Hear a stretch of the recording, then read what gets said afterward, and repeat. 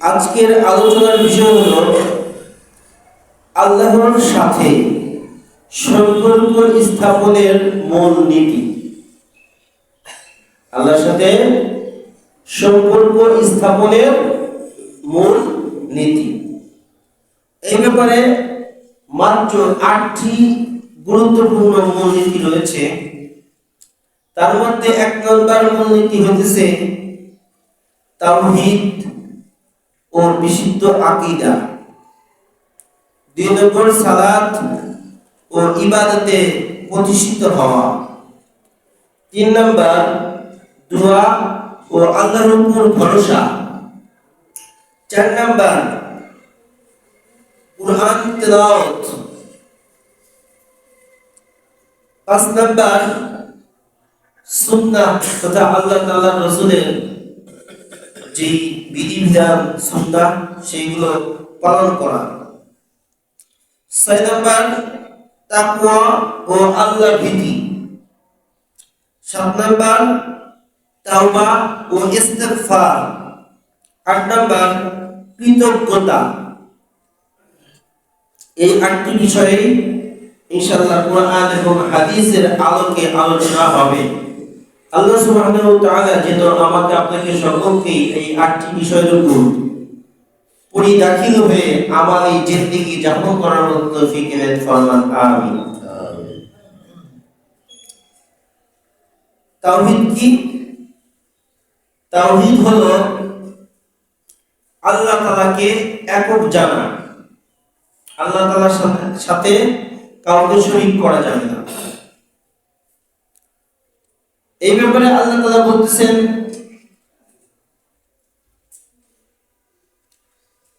وَمَا أُمِرُوا إِلَّا لِيَعْبُدُوا اللَّهَ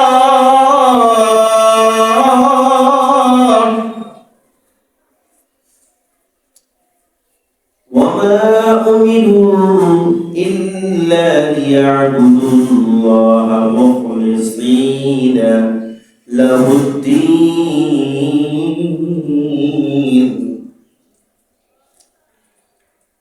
আল্লাহ তাআলা আদেশ দিতেছেন, নির্দেশ প্রদান করতেছেন যে তোমরা আমি আল্লাহ তাআলার হুকুমগুলো পালন করো ইখলাসের সহিত, একদম একনিষ্ঠভাবে। যে ব্যাপারে লোকমান হাকিম তার সন্তানকে ওসিয়ত করতেছে, ইয়া বুনাইয়া লা তুশরিক বিল্লাহ, যে আল্লাহ তাআলার সঙ্গে কাউকে শিরক করবে না। ইন্নাশ শিরকা লা যুলমুন আযীম, নিশ্চয় শিরক হলো সবচেয়ে বড় এবং মারাত্মক গুনাহ। আজকে ভূমিকম্প হয়েছে, সকলেই অবগত রয়েছেন। এই কয়েক সেকেন্ডের ভূমিকম্পের দ্বারা আমরা সকলেই হায় হতাশ। যখন আল্লাহ তাআলার সঙ্গে কাউকে শিরক করা হয়, আল্লাহ তাআলা ওরকম হয় যে আমার বান্দা আমার সাথে শিরক করতেছে। ভূমিকম্পতে যেমন আপনারা একটু সামান্য হলেও অনুশোচনা করেছেন, আল্লাহ তাআলা ওরকম এই বান্দারা যখন শিরক করে আল্লাহ তাআলা ওরকম অনুশোচনা করে।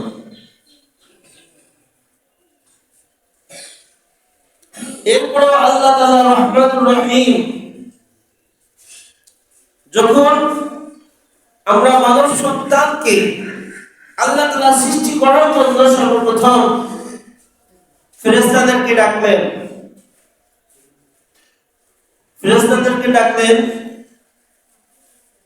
ডাকার পর আল্লাহ তাআলা বললেন, ওয়া ইয ক্বালা রাব্বুকা লিল মালাইকা ইন্নী জা'ইলুন ফিল আরদি খলিফা قالوا أتجعل فيها من يفسد فيها ويسفك الدماء نحن نسبح بحمدك ونقدس لك قال إني أعلم ما لا تعلمون إذ قال ربك للملائكة যখন আল্লাহ তাআলা সমস্ত ফেরেশতাদেরকে ডাকলেন আর বললেন ইন্নী জাইলুন ফিল আরদি খলিফা, ও আমার ফেরেশতা তোমরা শোনো, আমি জমিনে আমার প্রতিনিধি সৃষ্টি করতে চাই। প্রধানমন্ত্রী যদি কোন জায়গায় না এসে যদি তার কোন কাউকে যদি পাঠায়, সে প্রধানমন্ত্রীর সম পরিমাণ ক্ষমতা নিয়েই সে ওই জায়গাতে আসে, তাই আসে না? সে ওখানে প্রধানমন্ত্রীর প্রতিনিধি, প্রধানমন্ত্রী আসে নাই, তার একজন প্রতিনিধি এসেছেন। আল্লাহ সুবহানাহু ওয়া তাআলা আমাকে আপনাকে তার প্রতিনিধি বানায় আমাকে আপনাকে পাঠিয়েছেন এই জমিনে। কিসের জন্য? লাইলা ওয়া লাহিয়া, খেলতামাশার জন্য তা নয়। আল্লাহ তাআলা সৃষ্টি করার পরে বচন বলছেন যে ওমা খালাকতুল জিন্না ওয়াল ইনসা ইল্লা লিয়াবুদুন, আমি মানব জাতি এবং জিন জাতিকে সৃষ্টি করেছি আমার ইবাদতের জন্য। তো শুরুতেই ফেরেশতারা যখন আল্লাহ তাআলাকে বললেন যে আমরাই তো আপনার ইবাদত করি, আপনার মহিমা, আপনার কৃতজ্ঞতা, আপনার শুকরিয়া, আপনার পবিত্রতা আমরা আলোচনা করি, আপনি কেন আবার পৃথিবীতে মানুষ সৃষ্টি করবেন, প্রতিনিধি সৃষ্টি করবেন? তখন আল্লাহ তাআলা বলছে যে ইন্নী জাইলুন ফিল আরদি খলিফা, আমি যা জানি তা তোমরা জানো না। তখন আল্লাহ সুবহানাহু ওয়া তাআলা একটা বিজ্ঞান মেলার আয়োজন করলেন। আল্লামা আদম আল আসমা কুল্লাহা থুম্মা আরাদাহু আলাল মালায়েকা ফাকাল আনবিউনি বিআসমাইহা। আল্লাহ তাআলা সমস্ত কিছু নাম আদম পয়গম্বরকে বানানোর পর শিখিয়ে দিলেন, আর এরপর ফেরেশতাকে বললেন যে বলো দেখি তোমরা এই নামগুলো। তখন ফেরেশতারা বলেন যে আমাদের সাথে এটা নাই, আপনি যে নামগুলো আদম পয়গম্বরকে শিক্ষা দিয়েছেন। ওয়ালাকাদ কাররামনা বনি আদম, আল্লাহ তাআলা এখানে বনি আদম তথা আমরা আদম সন্তান, আল্লাহ তাআলা সেই আদম সন্তানকে ওখানে ইজ্জত আবরুর দ্বারা ভূষিত করলেন, ঘোষণা করলেন, সম্মানিত করলেন। এরপর পৃথিবীতে পাঠাইলেন তার ইবাদত বন্দেগীর জন্য। তার ইবাদত বন্দেগীর জন্য সবচেয়ে বড় প্রয়োজন হইতেছে, সবচেয়ে বড় হাতিয়ার হইতেছে তাওহীদ। আল্লাহ তাআলাকে এক জেনে আল্লাহ তাআলার ইবাদত বন্দেগী করা। এই তাওহীদ যদি না থাকে, যেই বান্দার ভিতরে এই তাওহীদ নাই সে মুসলমান না। এখন আমাদের ভিতরে একটা প্রশ্ন জাগে যে আমরা যারা জমিনে আসছি তারা কেউ ইহুদি, তারা খ্রিস্টান, কিন্তু আল্লাহ সুবহানাহু ওয়া তাআলা প্রত্যেকটা মানুষকে পবিত্র বানায় পৃথিবীতে পাঠায়। কুল্লু মাউলুদি ইউলাদু আলাল ফিতরা,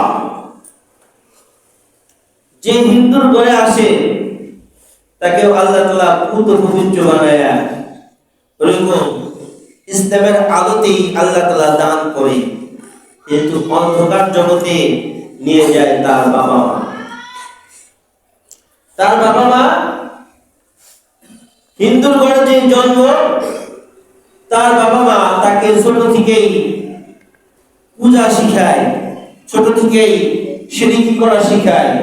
খ্রিস্টানদের ঘরে যে বাচ্চাটা জন্ম, সেই খ্রিস্টানদের ঘরে তাকে এরকম খ্রিস্ট ধর্ম শিখায়।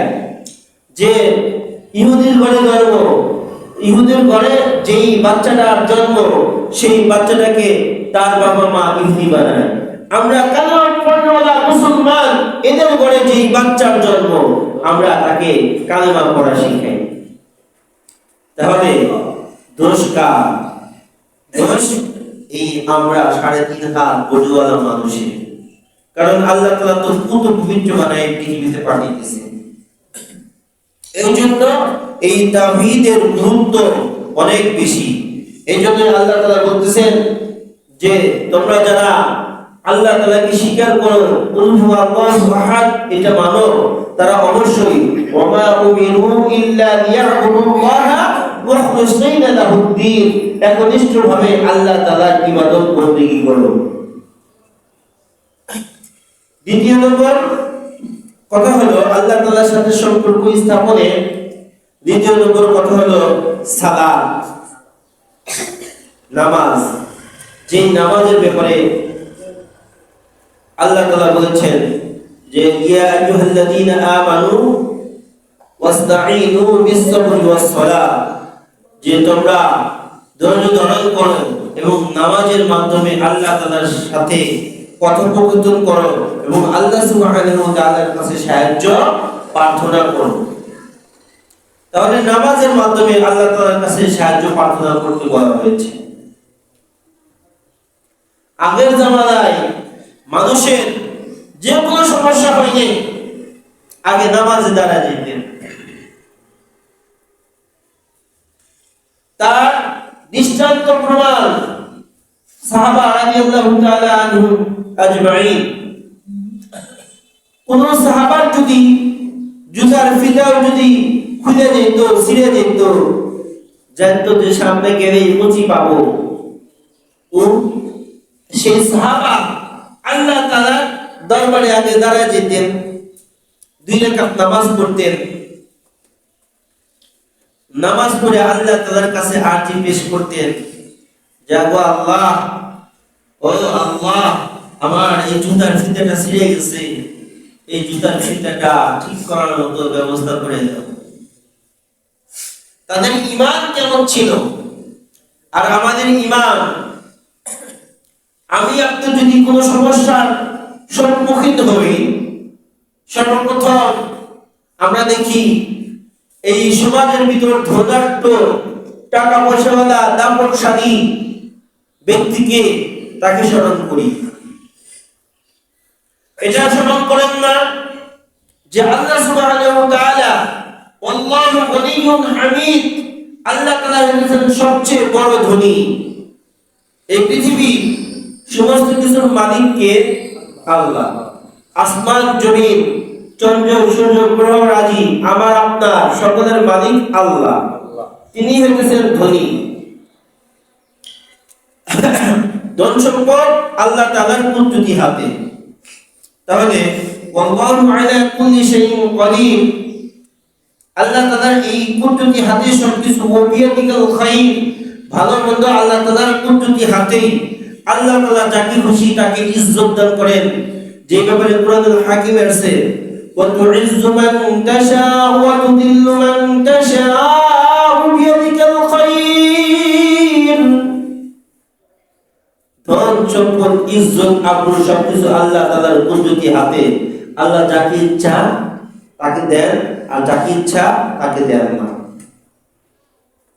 এই জন্য আপনার যে কোনো দরকার, অসুস্থ হয়েছেন, জ্বর ঠান্ডা লেগেছে, ডাক্তারের কাছে যাওয়ার আগে আল্লাহ তাআলার কাছে আগে চান। আল্লাহ তাআলা ডাক্তারের ডাক্তার, আহকামুল হাকিম, উনি আপনাকে সুস্থ করে দিবেন। যে ওষুধটা প্রেসক্রিপশন করে বা যে ওষুধটা আপনাকে ডাক্তার দেয়, সেও আল্লাহর নাম নিয়ে ওষুধটা আপনাকে দেয়। যে ওষুধটা আপনি খান, ওই ওষুধটা আপনার ভিতরে ঢোকার পর, ভিতরে প্রবেশ করার পর, ওষুধটা আল্লাহ তাআলার কাছে বলে, ও আল্লাহ, তোমার বান্দা আমাকে খেয়েছে সুস্থতার জন্য, তুমি বলো আমি কি করব?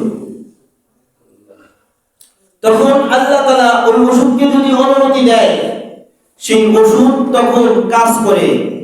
আর যদি অনুমতি না দেয়, সেই ওষুধ কাজ করে না। কিসের থেকে তৈরি? গাছ গাছরা, পশু পাখি বা কীট পতঙ্গ এগুলো থেকে তৈরি। এগুলো থেকে তো তৈরি করেছেন। আর এগুলো কোথেকে আসছে?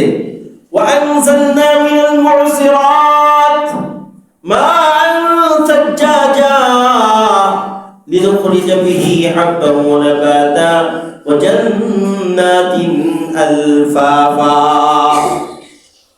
وأنزلنا من المعصرات জলে পরিপূর্ণ মেঘ রাশি হইতে আল্লাহ সুবহানাহু ওয়া তাআলা জমিনে বৃষ্টি বর্ষণ করান। এই বৃষ্টির পানি শুকনো চৌচির মরা জমিন এই বৃষ্টির পানি গ্রহণ করে তার বুক চিরে ফসলাদি শস্য শ্যামল উদ্ভিদ তৈরি করে দেন। আর সেইখান থেকে তো এই ওষুধগুলো হয়। এই জন্য আল্লাহ সুবহানাহু ওয়া তাআলা বলেছেন فَبِأَيِّ آلَاءِ رَبِّكُمَا تُكَذِّبَانِ তোমরা আমার কোন কোন নিয়ামতকে অস্বীকার করবা? আল্লাহ তাআলার কোন কোন নিয়ামতকে অস্বীকার করবা? তোমার জীবনের শুরু থেকে শেষ পর্যন্ত আল্লাহ তাআলার নিয়ামত দ্বারা ভরপুর। তৃতীয় নম্বর হচ্ছে দোয়া এবং আল্লাহর উপর ভরসা করা। প্রত্যেকটা কাজেই আল্লাহর উপর ভরসা করা, যেটাকে আমরা তাওয়াক্কুল বলি, তাওয়াক্কালতু আলাল্লাহ। এখন আল্লাহ তাআলা বলছেন যে আমার উপর তাওয়াক্কুল করো এবং আমার উপর ভরসা রাখো। এখন আমি আল্লাহ তাআলার উপর ভরসা করি, ভরসা করে কাজ কাম বাদ দিয়ে যদি মসজিদের বারান্দায় এসে বসে থাকি, আল্লাহ সুবহানাহু ওয়া তাআলা এই সাত ফাটায় কি বিরানির ড্যাগ আমার আপনার জন্য পাঠাবে?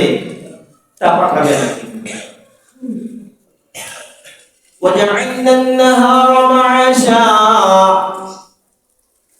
আল্লাহ তাআলা বলতেছে, ও বান্দা, তোমার জন্য আমি দিনকে বানিয়েছি রুজি অন্বেষণের ক্ষেত্র। আকিবাবুরকে হওয়া মাহিদিহার বন্দগারা দৌলত শাহিহার আকাশের উড়ান্ত পাখিকে পানির নিচের মাল দ্বারা আল্লাহ তাআলা রিজিক দেয়। তোমার আমার জন্য আল্লাহ তাআলা রিজিকের ব্যবস্থা করেছেন, কিন্তু হাত নাড়াচাড়া করতে হবে। আল্লাহ তাআলা বলছেন ইযা নুদিয়া লিস-সালাত, যখন নামাজের সময় হবে মসজিদে যাবা। ফাইদা কুরিয়াতিস সালাত, যখন নামাজ শেষ তখন তোমার কাজ কর্মে তুমি লিপ্ত হয়ে যাও। এই জন্য আল্লাহ তাআলার উপর ভরসা করতে হবে, চেষ্টা করতে হবে। চতুর্থ নম্বর আল্লাহ তাআলার সাথে সম্পর্কের চতুর্থ নম্বর হচ্ছে কোরআন। কোরআন বেশি বেশি করে তিলাওয়াত করা। ইযা তুলিয়াত আলাইহিম আয়াতুনা যাদাতহুম ঈমানা, যখন কোরআন হাকিম তিলাওয়াত করবেন এবং কোরআন হাকিমকে মহব্বত করবেন, তিলাওয়াত করবেন, আল্লাহ তাআলা আপনার ঈমানকে বৃদ্ধি করে দিবেন। আল্লাহ তাআলা কি করবেন? ঈমানকে বৃদ্ধি করে দিবেন। ঈমানের যেই অচলতা সেটা সচল হবে। এই জন্য বেশি বেশি কোরআনুল হাকিম শিক্ষা করা। একটা কথা না বললেই নয়, যারা শুধু জেনারেল শিক্ষায় শিক্ষিত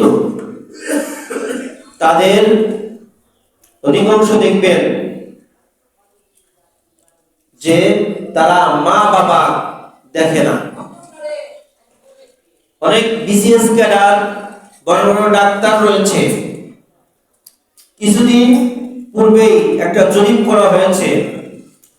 জরিপে এই কথাটা স্পষ্ট উঠে আসছে যে বৃদ্ধাশ্রমে, যারা বৃদ্ধাশ্রমে রয়েছে, সেই বৃদ্ধাশ্রমে বেশিরভাগ যেই বৃদ্ধাগুলো রয়েছে, সমস্ত বৃদ্ধাগুলোকে জরিপে দেখা গেছে তাদের ছেলে সন্তান কেউ এসপি, কেউ ডিসি, কেউ ইঞ্জিনিয়ার, কেউ বা বিজনেস ম্যাগনেট বা বড় বড় বিজনেসম্যান বা শিক্ষিত, জেনারেল শিক্ষায় শিক্ষিত, কিন্তু কোন হাফেজ, কোন আলেম, কোন মসজিদের মুয়াজ্জিন, কোন ইমাম তাদের মা বাবাকে বৃদ্ধাশ্রমে দেখা যায় না। আপনি এরকম শিক্ষায়, উচ্চ শিক্ষায় উচ্চতর ডিগ্রি অর্জন করলেন, বিদেশ থেকে ডক্টরেট ডিগ্রি, পিএইচডি অর্জন করে নিয়ে আসলেন, কিন্তু আপনার বাড়িতে যে একজন তিন কথার মাধ্যমে নিয়ে আসছেন, সে থাকলে আপনার বাবা মা থাকতে পারে না। কিসের কারণে থাকতে পারে না? কারণ ওই বাসায় আলো নাই। কিসের আলো? কুরআন হাদিসের আলো নাই। কুরআন হাদিসের জ্ঞান ওই ভাইয়ের ভিতরেও নাই। ভাইয়ের যে বিবি, এই বিবির ভিতরেও কুরআন হাদিসের জ্ঞান নাই। যার কারণে মানবতা লঙ্ঘন হয়ে গেছে। যে বাবা মা আপনাকে জন্ম দিয়েছে, সেই জন্মদাত্রী মাতা পিতা আপনার আর ভালো লাগে না। এই জন্য কোরআনের শিক্ষার দরকার, অপরিহার্য, একদম ফরজে আইন। আপনি এসপি হন, ডিসি হন, তাতে অসুবিধা নয়। আপনি ম্যাজিস্ট্রেট হন বা ডক্টর হন, ইঞ্জিনিয়ার হন, কিন্তু আপনার কোরআনের যে শিক্ষা প্রাথমিক, এটা থাকতে হবে। তো আলহামদুলিল্লাহ, আমাদের বজ্রঘাট বাজারেই একটা প্রতিষ্ঠান হয়েছে। আমি খুব খুশি যে এলাকার ভাই ব্রাদার এই প্রতিষ্ঠানটা করেছেন, যেখানে কোরআন এবং হাদিসের সমন্বয় শিক্ষা প্রদান, এরপর উচ্চতর যে ডিগ্রি, সেই উচ্চতর লেভেলের পড়াগুলো এখানে শেখানো হয়। আপনাদের সকলেরই জন্য আবেদন যে আগামীতে আপনারা বাচ্চা ভর্তি করতে ওইখানে চেষ্টা করবেন, বা ওর চেয়ে ভালো ভালো আরো প্রতিষ্ঠান আছে, সেইগুলোতে যোগাযোগ করবেন। তাহলে দ্বিতীয় নম্বর হইতেছে সুন্নাহ। আল্লাহ তাআলার পক্ষ থেকে যেইগুলো কাজ রয়েছে সেইগুলো সুন্নাহ। আল্লাহ তাআলার পয়গম্বরের পক্ষ থেকে যেই কাজগুলো, আল্লাহ তাআলার পয়গম্বরের হাসি, মনোসমর্থন, কথা, কাজ, বাণী, অভ্যাস এবং অর্জন বর্জন, যা কিছু আল্লাহর পয়গম্বরের পক্ষ থেকে, সেইগুলো হইতেছে সুন্নাহ। এগুলোকে আমরা মাইল ফলো হিসেবে গ্রহণ করব। তাকওয়া তথা আল্লাহ তাআলাকে ভয়, যেই কাজটা করবেন সেটা আল্লাহ তাআলার ভয়েই করবেন। যেই কাজ করবেন একমাত্র আল্লাহ তাআলার ভয়ের জন্য, আল্লাহ তাআলার সন্তুষ্টির জন্যই করবেন। তাওবা, ইস্তিগফার, বেশি বেশি তওবা করা, সারাদিন পারলে 100 বার ইস্তিগফার করা। আপনারা কি ইস্তিগফার পারেন না? ইস্তিগফার করবেন, আস্তাগফিরুল্লাহ আস্তাগফিরুল্লাহ। এরপরে আল্লাহ তাআলার কৃতজ্ঞতা। আল্লাহ তাআলা যে নিয়ামত, লা ইন শাকারতুম লাযিদান্নাকুম ওয়া লা ইন কাফারতুম ইন্না আযাবি লাশাদীদ, যে আল্লাহ তাআলার শুকরিয়া জ্ঞাপন করবেন। আল্লাহ তাআলা যে নিয়ামত আপনাকে দিয়েছে, যা কিছু আপনাকে দিয়েছে, সেটা নিয়েই আল্লাহ তাআলার শুকরিয়া জ্ঞাপন করবেন এবং সেটাতেই সন্তুষ্টি থাকবেন। আলহামদুলিল্লাহ শুকরিয়া জ্ঞাপন করবেন। আল্লাহ তাআলা আমাকে আপনাকে সকলকে আল্লাহ তাআলার সঙ্গে সম্পর্ক রাখার যে 8টি মূলনীতি, এটার উপর আমল করার মতো তৌফিক এনায়েত ফরমান। আমিন। ওয়া আখির